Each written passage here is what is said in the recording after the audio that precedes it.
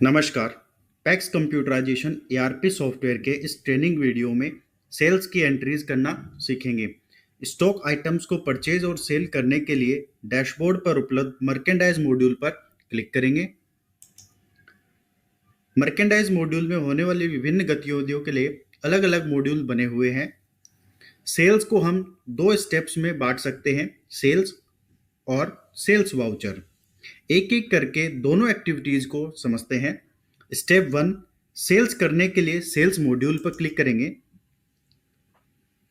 सबसे पहले कौन सा गोडाउन सेलेक्टेड है उसे चेक करेंगे और जिस गोडाउन से आइटम की डिलीवरी करी जाएगी उसी गोडाउन को सेलेक्ट करेंगे। स्क्रीन पर ऊपर दाईं ओर देख सकते हैं करंट गोडाउन का नाम शो हो रहा है। अगर किसी और गोडाउन से सेल्स करना है तो चेंज गोडाउन पर क्लिक करेंगे और सही गोडाउन को सेलेक्ट करेंगे। गोडाउन सेलेक्ट करने के बाद सेल्स मेंबर को करना है या नॉन मेंबर को, ये सेलेक्ट करेंगे। अगर सेल नॉन मेंबर को करना है तो नॉन मेंबर को सेलेक्ट करने पर उससे रिलेटेड कुछ डिटेल्स हमें फीड करनी होगी, जैसे name, address, village, phone number और आधार नंबर। ये सारी डिटेल्स फीड करने पर नॉन मेंबर्स को सेल कर सकते हैं। अगर सेल मेंबर को करना है तो हम टू मेंबर सेलेक्ट करेंगे और सबसे पहले हम मेंबर को सेलेक्ट करेंगे। मेंबर को सर्च करने के लिए विभिन्न ऑप्शन उपलब्ध हैं, जैसे मेंबर का नाम, पिता का नाम, स्पाउस, विलेज, मोबाइल नंबर, आधार कार्ड नंबर। मेंबर के नाम के कुछ अक्षर डालकर भी सर्च कर सकते हैं, जैसे रमेश। सर्च करते हैं तो हमें एक लिस्ट शो होगी। जिस भी मेंबर को सेलेक्ट करना है उस मेंबर को सेलेक्ट करेंगे और सर्च पे क्लिक करेंगे। सेलेक्टेड मेंबर से संबंधित सभी डिटेल्स सामने आ जाएंगी। इसके बाद इनवॉइस की कैटेगरी सेलेक्ट करेंगे, जैसे कौन सा स्टॉक हम सेल कर रहे हैं, फर्टिलाइजर, पेस्टिसाइड्स, सीड्स, ये सेलेक्ट करेंगे। इसके बाद पैक्स बिल बुक नंबर डालेंगे, बिल की डेट, सेल रिप्रेजेंटेटिव नंबर, ये ऑटोमेटिक सॉफ्टवेयर सेलेक्ट करेगा। इसके बाद जिस आइटम की सेल करना है उसकी डिटेल प्लस के बटन पर क्लिक करके एंटर करेंगे। आइटम नेम, यूनिट ऑटोमेटिक आएंगे। क्वांटिटी ऑन हैंड सॉफ्टवेयर हमें शो करेगा। इसके बाद सेल क्वांटिटी फीड करेंगे, जितनी क्वांटिटी हम सेल कर रहे हैं। जैसे सेल क्वांटिटी हम 2 सेलेक्ट करते हैं। इसके बाद अगर और भी स्टॉक आइटम को सेल करना है तो प्लस के बटन पे सेव करके उसको भी ऐड कर सकते हैं।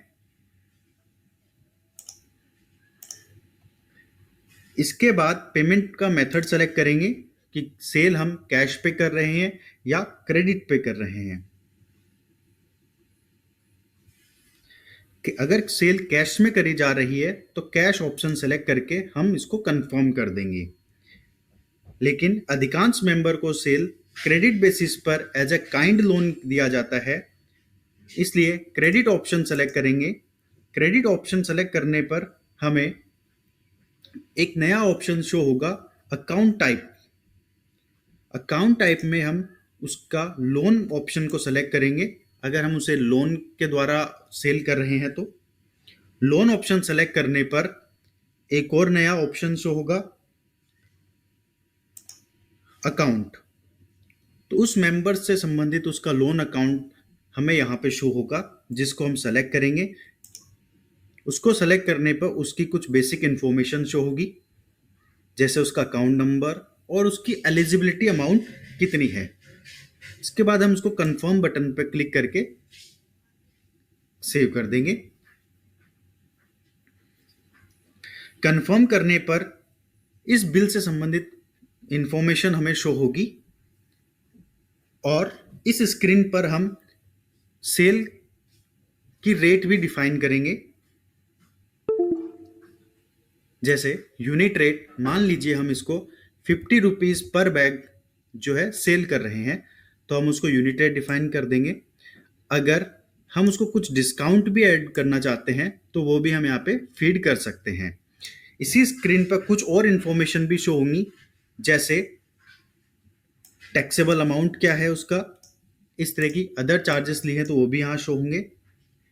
अगर सभी इंफॉर्मेशन सही है तो हम इसको सेव बटन पर क्लिक करके सेव कर देंगे। इससे हमारा सेल इनवॉइस बनकर तैयार हो चुका है, जिसका हम प्रिंट दे करके अपने मेंबर को भी दे सकते हैं। इससे हमारा स्टेप 1 कंप्लीट हो चुका है। स्टेप 2 में हम इसका सेल वाउचर पास करेंगे। सेल वाउचर बनाने के लिए फिर से हम मर्केंडाइज मॉड्यूल में जाएंगे। मर्केंडाइज मॉड्यूल में सेल वाउचर पर क्लिक करेंगे। एक्टिविटी टाइप सेलेक्ट करेंगे, सेल्स या सेल्स रिटर्न। गोडाउन सेलेक्ट करेंगे, जिस गोडाउन से हमने सेल बिल बनाया है, सेल की डिटेल्स एंटर करी है, वही गोडाउन सेलेक्ट करेंगे। पेमेंट मेथड सेलेक्ट करेंगे, कैश या credit. Same payment method select करेंगे जो सेल्स डिटेल्स एंटर करते वक्त सेलेक्ट करा था, जैसे क्रेडिट।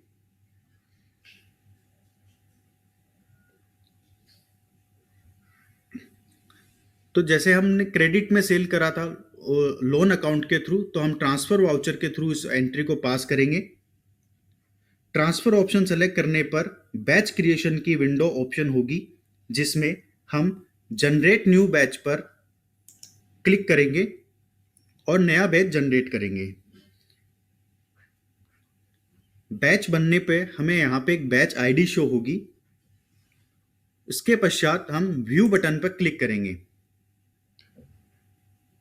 व्यू बटन पर क्लिक करने के बाद हमें सेल्स की डिटेल दिखाई देगी। उसे हम चेक बटन पर क्लिक करके सेलेक्ट कर सकते हैं और इसको हम व्यू भी कर सकते हैं, जैसे कौन सा स्टॉक क्वांटिटी हम सेल कर रहे हैं, किस रेट पे हम उनको सेल कर रहे हैं।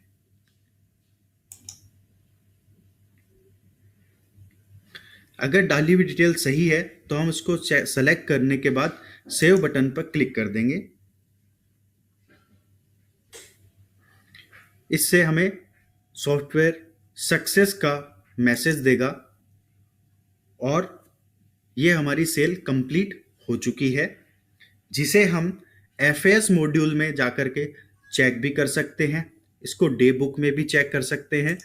जैसे हम डैशबोर्ड पे आते हैं, एफएस मॉड्यूल खोलते हैं, डे बुक सेलेक्ट करते हैं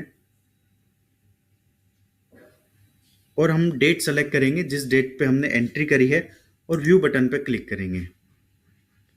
व्यू बटन पर क्लिक करने में हमें दिखेगा, देखिए सेल ऑफ यूरिया 2 बैग्स हमने 52 रुपीज़ 50 रुपये प्लस जीएसटी में हमने सेल करा है और मिस्टर रमेश को सेल करा है। इसको हम चेक भी कर सकते हैं।